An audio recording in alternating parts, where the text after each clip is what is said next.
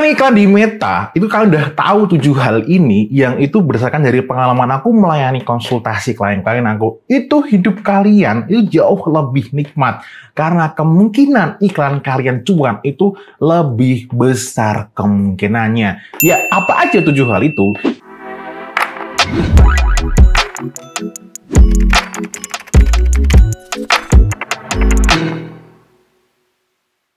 Yang pertama guys, itu adalah produknya itu sendiri. Yes, pengaruh paling besar suatu iklan di Meta ataupun di platform iklan-iklan yang lain itu bisa menjadi profitable ataupun winning ya bahasa umumnya, itu adalah produknya itu sendiri. Karena orang lihat iklan lalu memutuskan membeli, itu yang dibeli apa?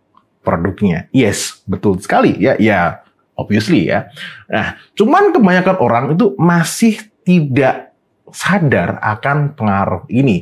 Nah, buat teman-teman yang di sini sebagai seorang brand owner ataupun advertiser dari brand tersebut ataupun yang iklanin produknya orang lain lah ya, semuanya pasti kan iklan. Nah, teman-teman, kalian harus bisa menjawab sesuatu tentang produk kalian ini.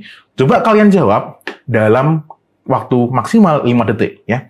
Apa value dari produk kalian yang bisa bersaing secara kuat, menang telak dengan kompetitor kalian? Coba dijawab.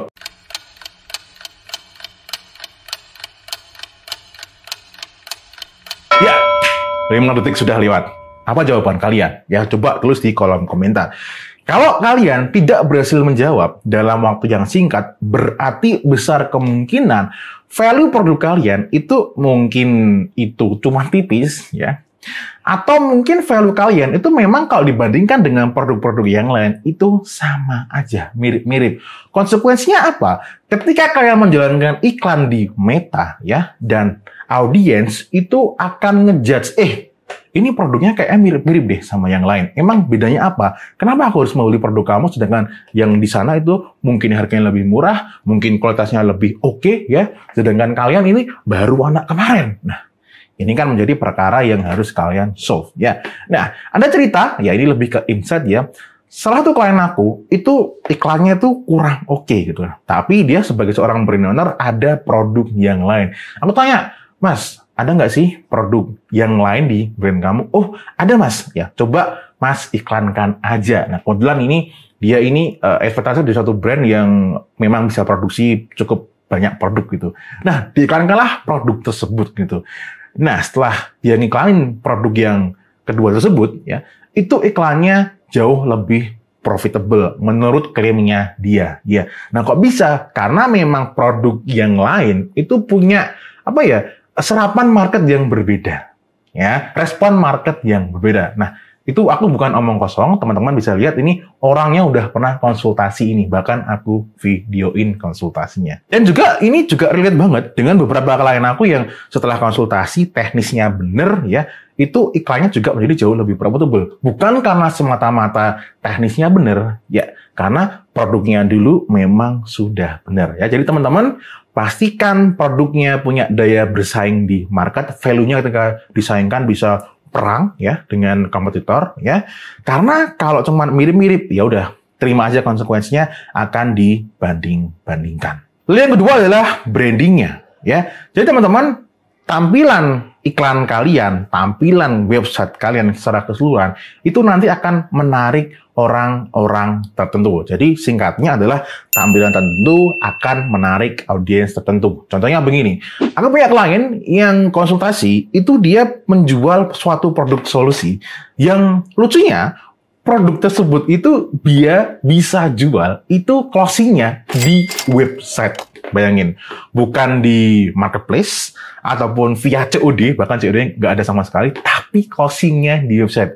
Kok bisa? Ya, karena penampilan iklannya, penampilan websitenya itu benar-benar didesain, ditujukan untuk kalangan yang memang menurut aku itu menengah ke atas. Ya, gitu. Beda cerita, kalau kalian itu mendesain iklannya secara asal-asal gitu kan, acak-adut gitu, tampilannya warna-warni, ada panah-panah itu, ya audiensnya adalah audiens yang yang seperti itu ya. Nah, cuman sebagian besar dari kita itu masih melakukan branding ini secara tidak sadar. Nah, kenapa enggak kalian lakukan ini secara sadar? Kalau memang target marketnya adalah rakjel, mohon pakai kata-kata seperti itu ya nggak apa-apa. Desain aja yang misal kayak panah-panah warna-warni yang kayak gitu. Tapi kalau memang target marketnya menengah ke atas, ya udah desainlah tampilannya menjadi yang lebih proper untuk calon market, untuk market tersebut ya.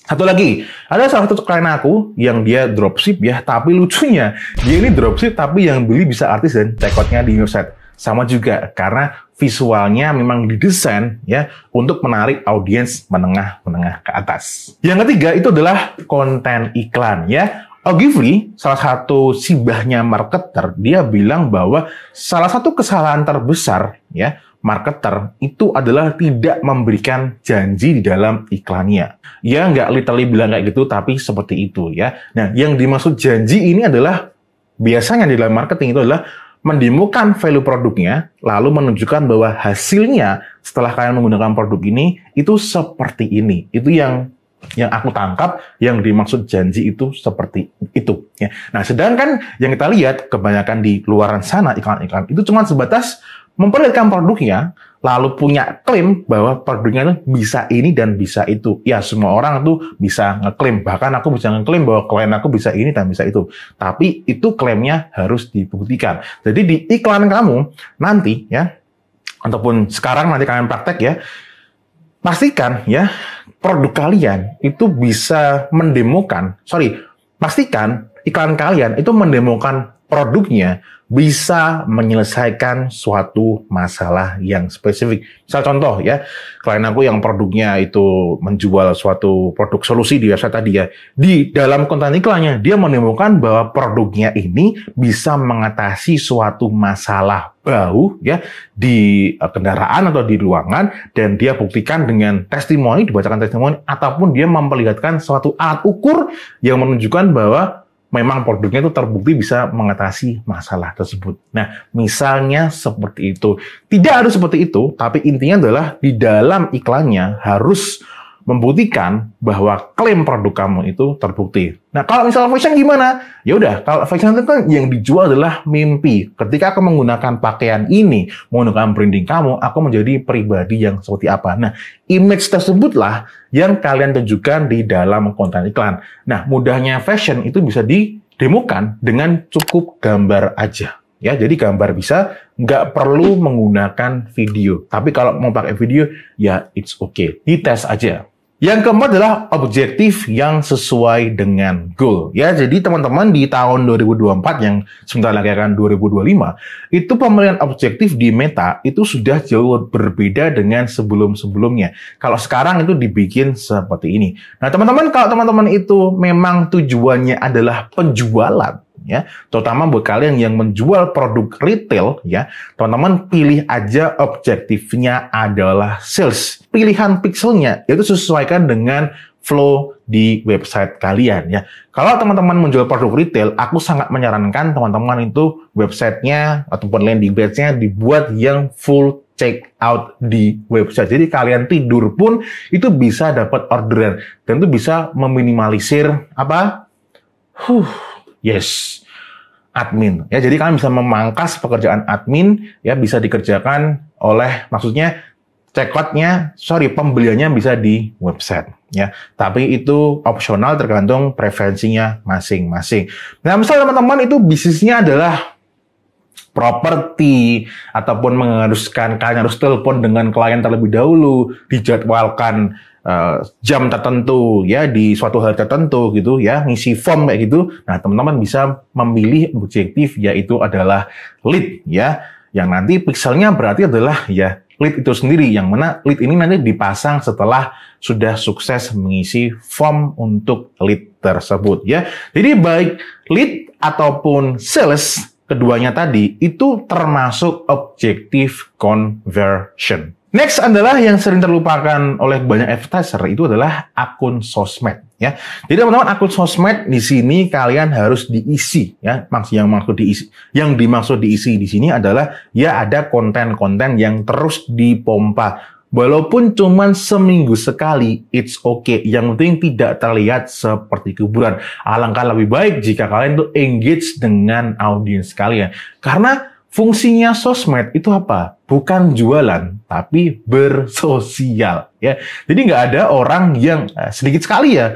Lebih tepatnya lebih sedikit sekali orang yang masuk ke sosmed karena kepingin tujuannya beli ini dan itu. Kepinginnya bersosial, melihat konten-konten yang bermanfaat buat mereka. Jadi fungsikanlah sosmed seperti itu. Dan di akun sosmed ini juga sangat berimbas dengan apa? Jadi begini, ada klien aku yang melaporkan, Mas ternyata orang yang melihat iklan di Instagram itu mampir dulu ke Instagram kita dulu sebelum memutuskan untuk beli. Nah, mereka kenapa mampir? Untuk melihat siapa lo, ya, apa yang sudah kamu kerjakan, ya kan? Jangan-jangan cuma anak kemarin gitu kan. Terus sosmednya itu seperti apa? Meyakinkan atau enggak? Nah, oleh karena itu penting ngurusin sosmed juga. Berikutnya adalah dashboard Meta, itu menggambarkan bagaimana penawaran kita diterima market. Jadi setelah nanti kalian menjalankan iklan sesuai dengan goalnya kalian ya, teman-teman ya, nanti apapun hasilnya itu pahami bahwa kalian itu membeli data untuk melihat respon market terhadap produk kalian, penawaran kalian, apapun itu.